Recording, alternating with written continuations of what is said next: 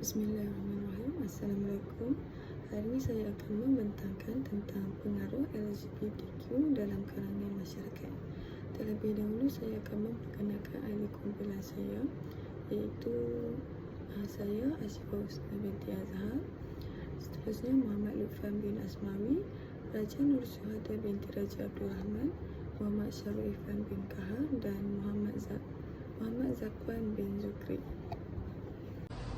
Assalamualaikum warahmatullahi wabarakatuh. Nama diberi Muhammad Lutfan bin Asmawi.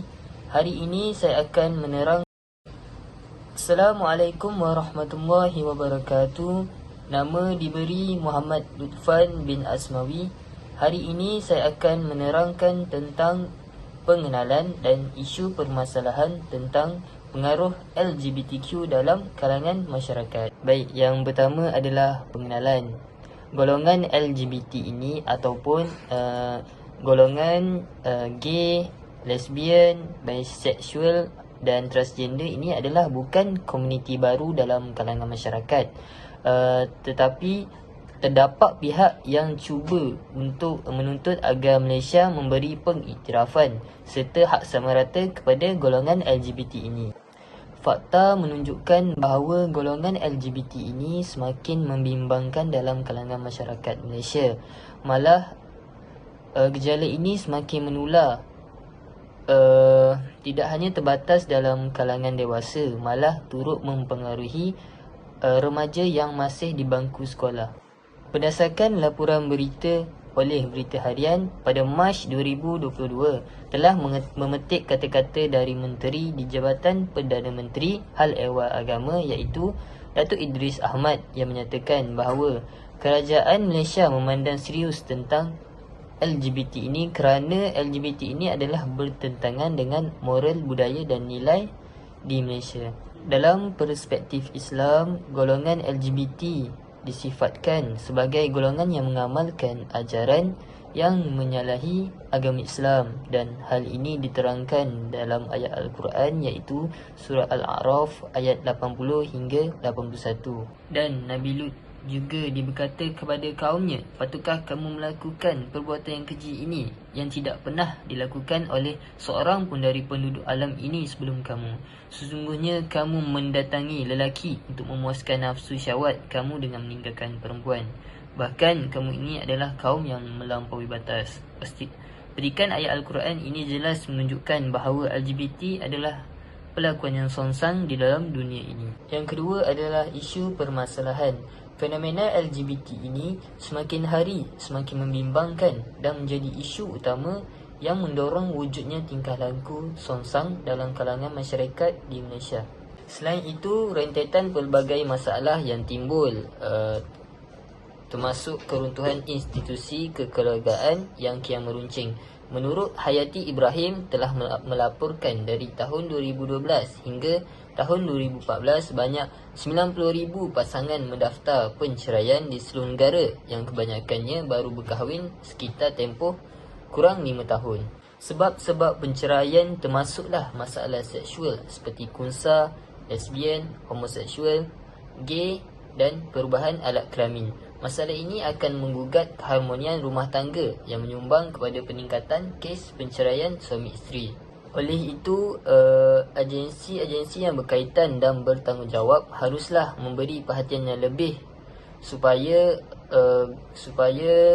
perkara ini tidak menjadi barah dalam kalangan masyarakat di negara kita. Sekian, terima kasih. Okey, seterusnya saya akan membentangkan tentang objektif LGBT. Okey, pada masa kini isu LGBT ini semakin menjadi topik hangat dan sudah mempunyai banyak media penyebaran di seluruh dunia. Melalui media penyebaran ini, individu tersebut mudah untuk mempaplikasikan agenda-agenda yang bakal ditempuhi dan saling bertukar maklumat tentang perkembangan terkini dalam gejala LGBT ini. Oleh itu, sebuah kajian dijalankan untuk mengenal pasti faktor berlakunya LGBT dalam kalangan masyarakat dan kesan-kesan yang tercetus kesan-kesan tercetusnya isu LGBT ini di dalam kalangan masyarakat pada masa kini. Objektif utama kajian ini adalah untuk mengenal pasti faktor berlakunya LGBT dalam kalangan masyarakat. Antara faktor yang menyebabkan berlakunya LGBT dalam kalangan masyarakat ialah melalui media sosial, persekitaran sosial dan pengaruh rakan sejenis. Seterusnya, objektif yang kedua untuk mengkaji kesan-kesan pengaruh LGBT dalam kalangan masyarakat pada masa kini ialah meruntuhkan institusi kekeluargaan, merosakkan akidah seseorang dan menyebabkan pelbagai penyakit oleh masyarakat.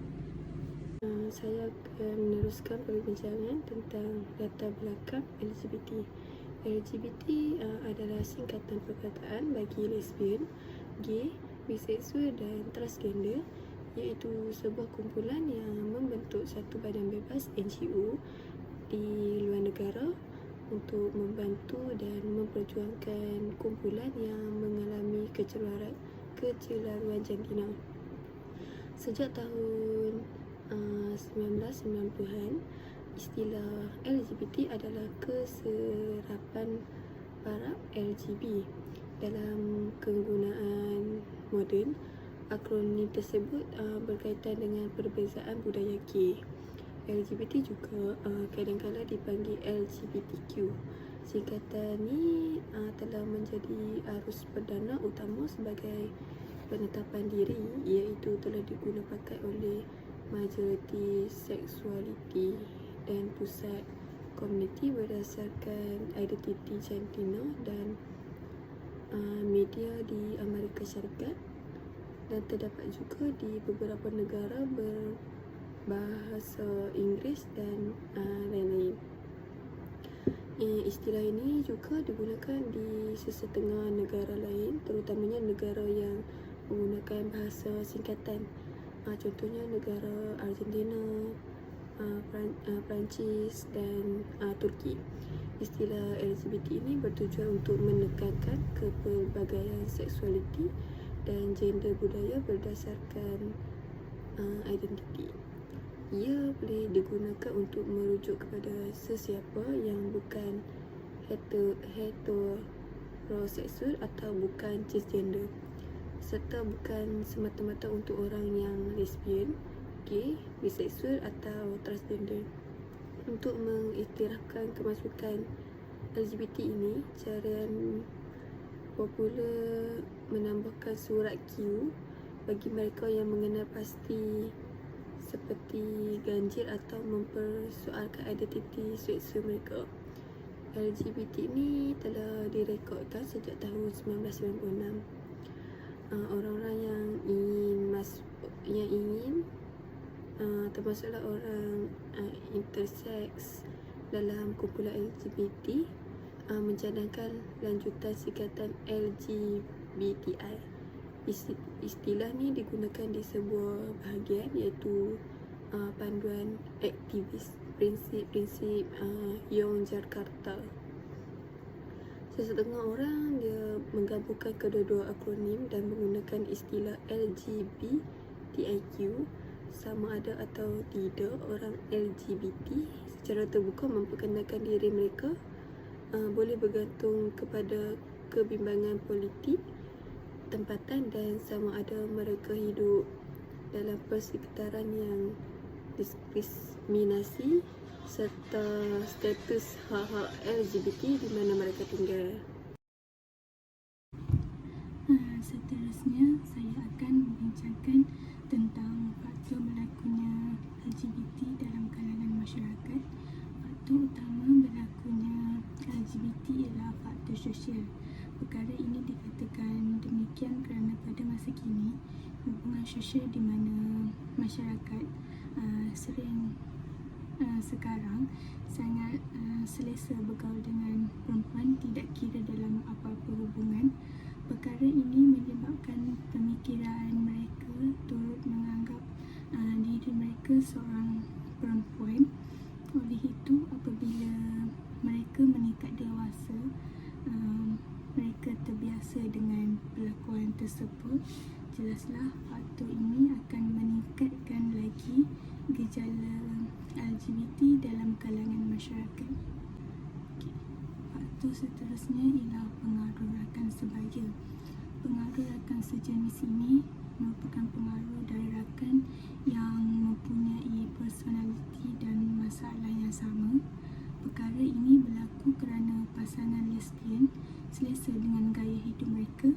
Mungkin mereka pernah mengalami pengalaman yang buruk bersama pasangan dan menyebabkan mereka menimbulkan perasaan yang negatif terhadap lelaki sehingga mereka melakukan hubungan yang songsang. Jelaslah bahawa faktor pengaruh rakan sebaya menyebabkan pengaruh LGBT semakin berleluasa dalam kalangan masyarakat.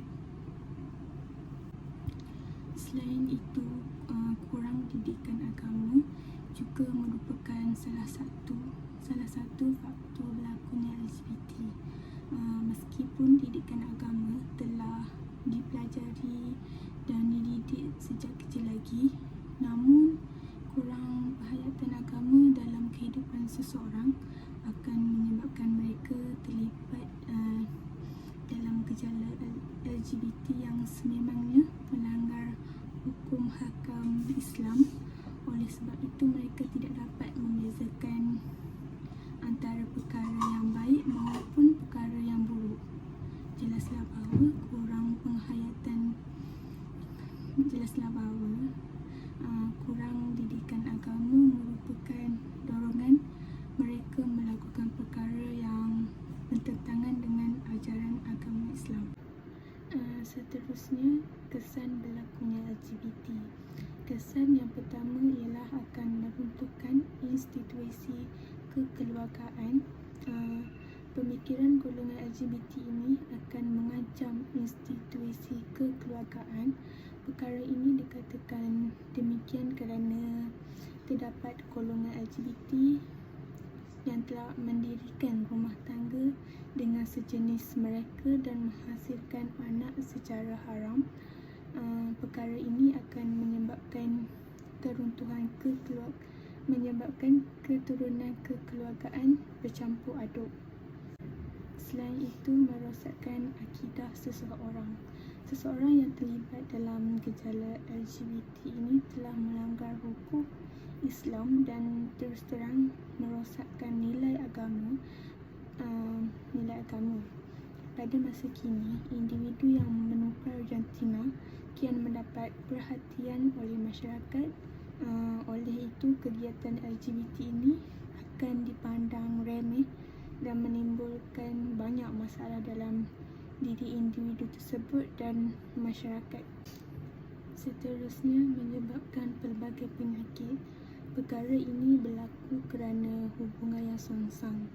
Golongan LGBT merupakan kumpulan yang tertinggi dijangkiti HIV. Namun, masalah kesihatan seperti HIV ini akan semakin meningkat jika gaya hidup songsang ini semakin berleluasa dalam kalangan masyarakat. Assalamualaikum warahmatullahi wabarakatuh. Nama saya Muhammad Syarifah bin Taha. Saya akan meneruskan perbentangan berkaitan dengan tajuk pengaruh LGBTQ dalam masyarakat di bawah subtopik kaitan dengan falsafah. Dalam kaitan dengan falsafah, kami telah memilih pasca moden sebagai kaitan dengan falsafah di dalam kajian yang telah kami lakukan. Pasca moden merupakan ideologi kebebasan berpendapat dan berungkapan. Dalam era pasca moden ini, setiap individu boleh menentukan jalan dan pilihan mereka sendiri. Gaya hidup, nilai dan juga tanda aras moral dalam era pasca moden adalah subjektif. Dalam era ini, manusia memiliki kedudukan utama dan ciri utamanya adalah kebebasan. Dalam era pasca moden juga, pelbagai fenomena budaya telah muncul dalam kehidupan masyarakat. Pengaruh liberalisme yang tidak dapat dibendung telah menyebabkan pengaruh ideologi kebebasan bersuara semakin menyebar luas dalam kelompok masyarakat dalam negara ini. Seterusnya, pasca moden merupakan cara berfikir yang bermula pada tahun 1950 dan 1960-an sebagai reaksi terhadap modernisme. Ia merangkumi pelbagai aspek seperti falsafah, seni dan budaya.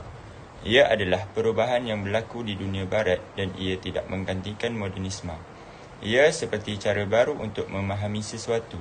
Orang yang percaya kepada pasca moden tidak selalu bersetuju dengan agama atau nilai tradisional dan mereka menumpukan pada perkara seperti keseronokan dan tidak mempunyai peraturan. Ini boleh menyebabkan pelbagai konflik berlaku dengan agama, sebagai contoh dengan agama Islam. Sementara itu, Malaysia merupakan sebuah negara yang majmuk dengan adanya berbagai kaum, etnik, bangsa dan agama. Negara ini tidak dapat dipisahkan daripada era pasca moden yang melanda. Sebagai negara bekas kolonial, Malaysia juga tidak dapat dipisahkan daripada pengaruh budaya Eropah atau Barat yang dulunya pernah menjajah tanah ini. LGBT merupakan salah satu contoh bentuk fenomena kebebasan suara yang telah melanda Malaysia. Pelbagai pihak di Malaysia telah berusaha untuk menghalang ideologi yang tidak bermoral ini daripada terus merebak di dalam negara dan terus menyebarkan ideologi terkutuk mereka itu kepada masyarakat. Oleh yang demikian, sudah jelas lagi bersuluh bahawa pengaruh LGBT ini adalah pengaruh yang buruk dan tidak bermoral. LGBT dilihat menyimpang dari fitrah manusia dan bertentangan dengan syariat Islam. Namun begitu, para pembela LGBT ini masih cuba untuk mempertahankan kewujudan mereka dan telah menyuarakan pandangan mereka atas alasan hak asasi manusia dan keunikan setiap orientasi seksual manusia. Sekian daripada saya. Cadangan dan penyelesaian. Yang pertama, kerajaan perlulah menguatkuasakan undang-undang dengan lebih tegas. Undang-undang ini boleh menjadi satu penghalang kepada mana-mana individu daripada melakukan perkara yang tidak sepatutnya, seperti mengenakan hukuman penjara, denda yang tinggi, sebatan dan sebagainya terhadap pesalah. Yang kedua, pihak kerajaan dan NGO haruslah menggalakkan cerita yang positif serta ditapis terlebih dahulu sebelum ditayangkan. Zaman sekarang terdapat pelbagai medium yang bagus dapat ditonton oleh masyarakat tanpa mengira peringkat umur. Sebagai contoh, Durio. Durio adalah satu platform yang menyajikan hiburan-hiburan yang menarik serta terdapat pelbagai nilai-nilai yang baik sesuai dengan pelbagai peringkat umur, terutama sekali kanak-kanak. Yang ketiga, pihak universiti seharusnya menjalinkan kerjasama dengan pihak luar seperti JAKIM. Pihak universiti wajarlah menguar-uarkan tentang perkara ini supaya mahasiswa menjadi lebih cakna terhadap isu ini. Justru itu, mengenakan tindakan yang berat terhadap pelaku supaya tidak menjadi normalisasi dalam kalangan mahasiswa. Yang keempat, ibu bapa mestilah mendidik anak-anak supaya tidak terdedah kepada LGBT. Selain itu, memantau dan mengawal aktiviti. Di samping itu juga, selalu menyemak peranti anak-anak mereka supaya lebih diawasi. Yang kelima dan terakhir sekali, mahasiswa bolehlah melakukan kempen kesedaran seperti mengajukan forum. Di samping itu juga, pertandingan poster supaya dapat menambahkan lebih banyak lagi penyertaan dalam kalangan mahasiswa. Sekarang saya akan membentangkan kesimpulan. Sebagai ringkasnya, lesbian, gay, biseksual, tidak kira transseksual atau transgender atau lebih dikenali sebagai LGBT, bukanlah satu isu baru di Malaysia dan hanya membawa kepada persoalan dan isu yang berbeza berkaitan dengan akhlak, moral dalam kehidupan masyarakat ini. Sekian daripada grup kami. Terima kasih.